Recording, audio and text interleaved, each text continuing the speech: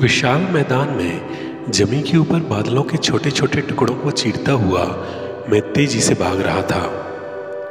मैंने पलटकर देखा तो कई बच्चे मुझे पकड़ने के लिए मेरे पीछे भाग रहे थे। मैं अब भी उनकी पहुंच से दूर था। मेरे चेहरे पर कुछ क्षणों के लिए मुस्कान बिखरते हुए निकल गई। मैंने पुनः अपनी रफ्तार पकड़ ली। मैदान से भागते भागते हम सभी बगीचे में पहुंच चुके थे, जहां पक्षियों का कलरव और झरनों की आवाज मानो उस वातावरण में पृष्ठ प्रवाहित संगीत की भूमिका निभा रहे थे। यह प्राकृतिक वातावरण मन को प्रसन्न करने में समर्थ था।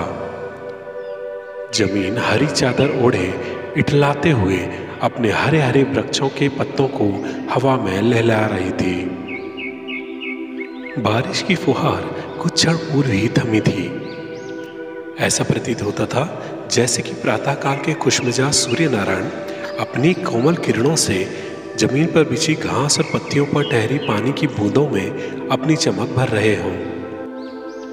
परिणाम स्वरूप आभासित हो रहा था मानो जमीन पर बिछी रत्न जड़ित हरी चादर जगमगा रही हो। आकाश के काले बादल जा चुके थे और नीले आकाश में कुछ एक जगह उजली रुई की तरह दिखने वाले बादल ही दिखाई दे रहे थे। नीले आकाश में हठखेलियां करते सफेद पक्षी ऊंची उड़ान भर रहे थे। जमीन पर खरगोश के कुछ बच्चे उछल कूद करने में व्यस्त थे। इस उछल कूद के परिणाम स्वरूप पौधों और लताओं की पत्तियों में पड़ी पानी की बूंदें जमीन पर गिर रही थीं। वो खरगोश भी खरगोश की तरह नहीं लग रहे थे और ना ही वे पौधे और लताएं साधारण पौधे और लताओं की तरह ही थे। कुछ देर बगीचे में खेलने के बाद हम सभी अपने अपने घर की ओर चल दिए। लोग जिसे राजमहल कहते थे, मैंने अपने उस घर में प्रवेश किया। जिसे लोग सभी सुख सुविधाओं से भरा जीवन कहते थे, मैंने अपनी उस दिनचर्या के अनुसार दिन बिताया। शाम होने को थी। लोग जिन्हें महारानी कहा करते थे, मैं उनकी यानी मेरी मां की राह देख रहा था। अचानक वातावरण और भी अधिक मनमोहक और खुशनुमा सा हो गया। मन को प्रसन्न करने वाली शीतल वायु प्रवाहित होने लगी। बाहर से जयकारों की आवाजें सुनाई दी। मेरा चेहरा प्रसन्नता से खिल उठा। मेरी मां आ गई थी। वे सीधे मेरे कक्ष में आई। मैंने उन्हें दिन भर की अपनी दिनचर्या रोज की तरह सुना दी। कितने सुंदर और ढेर सारे किस्से थे मेरे पास उन्हें बताने के लिए। वो मैदान के किस्से, वो बगीचे, वो खरगोश, वो झरने और हाँ, वो दौड़ने में मेरी हुई जीत के किस्से। बड़ी प्यारी मुस्कान के साथ वे मेरी हर बात को बड़े गौर से सुन रही थी। मैं कितना खुशनसीब था। वे जो सबकी महारानी हैं, वे स्वयं मेरी मां मेरी उन छोटी छोटी बातों को सुनने के लिए कितनी उत्सुक थी। उन्होंने मुझे अपने हाथों से खाना खिलाया। मैं थक चुका था। दिन भर खेलते खेलते मैं सच में थक चुका था। मां, मुझे नींद आ रही है, मैंने मां की ओर देखकर कहा तो उन्होंने मेरी ओर प्यार से देखते हुए मुझे अपनी गोद में उठा लिया। मेरे सिर पर हाथ फेरते हुए वे मुझे लोरी सुना रही थी। ना जाने कब मेरी नींद लग गई, मुझे पता ही नहीं चला। मैं तेजी से हवा में कहीं उड़ता चला जा रहा था, इतनी तेज कि आसपास के स्थानों पर मेरी नजर ही नहीं ठहर पाती थी। मुझे कुछ भी समझ में नहीं आ रहा था कि आखिर जा कहाँ रहा हूं। इतनी तेज हवा में मेरे मुंह से आवाज भी निकल नहीं पा रही थी। ऐसा लगा जैसे मैं कई प्रकाशित जगहों से निकला और उतनी ही अंधेरी जगहों से भी। कहीं मेरी नजरें अत्यधिक प्रकाश के कारण कुछ देख नहीं पा रही थी, तो कहीं अंधकार के कारण। अचानक गति शांत हुई और मैं कहीं लंबे समय के लिए स्थिर हो गया। कैसा भयानक स्वप्न है, मैंने सोचा। लेकिन मैं अभी भी उस स्वप्न से बाहर नहीं निकल पा रहा था। लंबे अंतराल के बाद कुछ प्रकाश दिखाई दिया और मुझसे कई गुना बड़े लोग मेरे आसपास खड़े दिखे। वे कुछ अलग ही भाषा में बात कर रहे थे। मैं कुछ समझ नहीं पा रहा था और ना ही कुछ बोल पा रहा था। समय बीतता जा रहा था, लेकिन स्वप्न था कि टूटने का नाम ही नहीं ले रहा था। अब तो मुझे इस स्वप्न की आदत सी हो गई थी। वास्तविकता मानो स्वप्न लगने लगी थी, और जिस तरह लोग कुछ समय में स्वप्न को भूल जाते हैं, वैसे ही मैं भी उस वास्तविकता को भूलकर स्वप्न में जीने लगा था। वे लोग जो कुछ समय पहले बिल्कुल अजनबी लग रहे थे, अब अपने हो चले थे। ना सिर्फ मैं उनकी भाषा बोलने लगा था, वरन वह अब मेरी भाषा भी हो गई थी। जिन्हें मैं जानता भी नहीं था, अब वे मेरे लिए और मैं उनके लिए जीने लगा था। पहले के सभी रिश्ते नाते मैं भूलकर नए रिश्ते नातों में लिप्त हो चला था। एक रोज मैं मैदान से गुजर रहा था, लेकिन क्या वास्तव में इसे मैदान कहते हैं? आगे बगीचा मिला, पेड़ पौधे, झरने और खरगोश दिखे, लेकिन शायद मैंने ऐसे पहले कभी नहीं देखे थे। मेरे लिए सभी नए थे, बिल्कुल अलग। ना जाने कैसे, लेकिन वे लोग जो मुझसे कई गुना ऊंचे थे, शायद उनके साथ रहते रहते मैं उनके बराबर हो चला था। अब इन लोगों के बीच की दुनिया मेरी दुनिया थी। उनके बिना रहना तो दूर की बात थी, उनसे दूर जाने की कल्पना भी मुझे हिला देती थी। अब वे मेरा जीवन बन चुके थे। हाँ, मैं बड़ा हो चुका था। मेरा अपना खुद का परिवार था, जीवन साथी, बच्चे, रिश्तेदार सभी तो थे। वे लोग मेरे लिए और मैं उनके लिए जी रहा था। वे मेरी खुशी के लिए काम करते थे और मैं उनकी खुशी के लिए। समय बीतता जा रहा था। कुछ वर्षों तक मैं पहले से खुद को ज़्यादा ताकतवर महसूस करता रहा, लेकिन कुछ वर्षों बाद में खुद को कमज़ोर और फिर और कमज़ोर महसूस करता चला गया।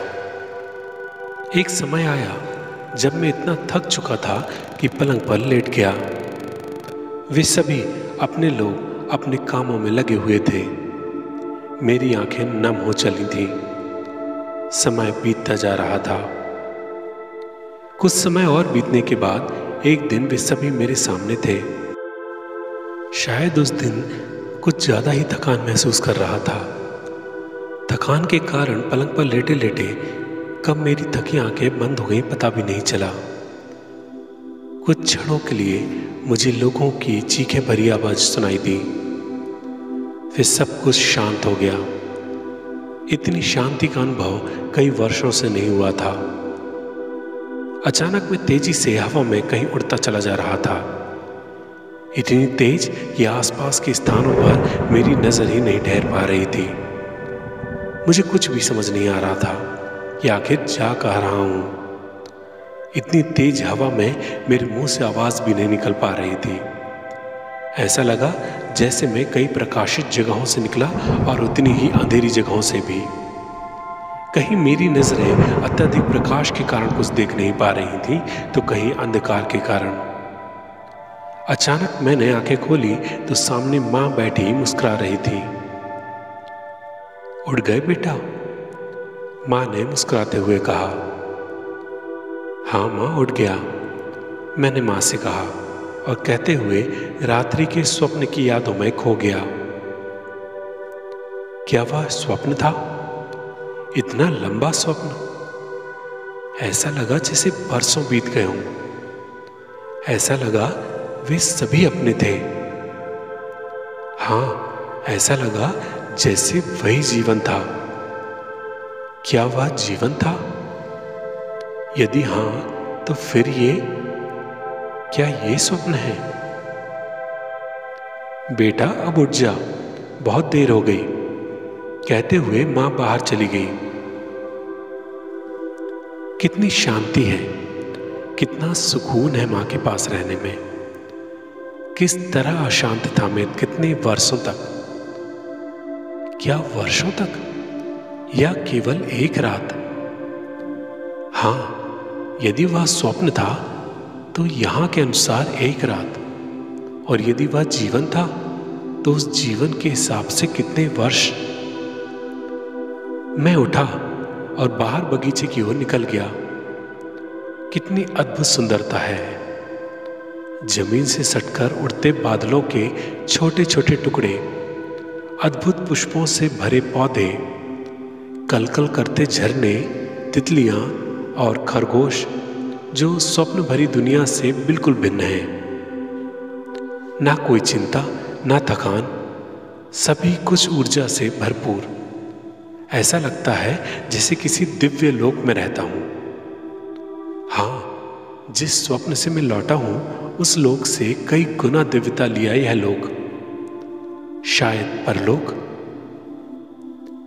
सर्व सुविधा से युक्त इस लोक में मैं परम सुखों का आनंद लेता रहा। जिस तरह अच्छा समय चाहे जितना भी लंबा क्यों ना हो, गुजरते देर नहीं लगती, वैसे ही यह आनंदमय समय भी जल्द ही बीत गया।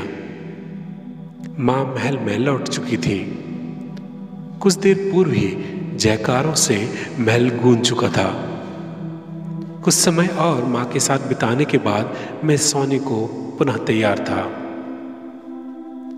मां, मुझे नींद आ रही है, मैंने मां की ओर देखकर कहा तो उन्होंने मेरी ओर प्यार से देखते हुए मुझे अपनी गोद में उठा लिया।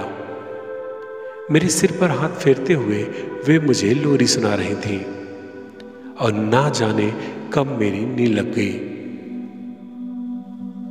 मैं तेजी से हवा में कहीं उड़ता चला जा रहा था, इतनी तेज कि आसपास के स्थानों पर मेरी नजरें नहीं ठहर पा रही थी। मुझे कुछ भी समझ में नहीं आ रहा था कि आखिर जा कहाँ रहा हूं।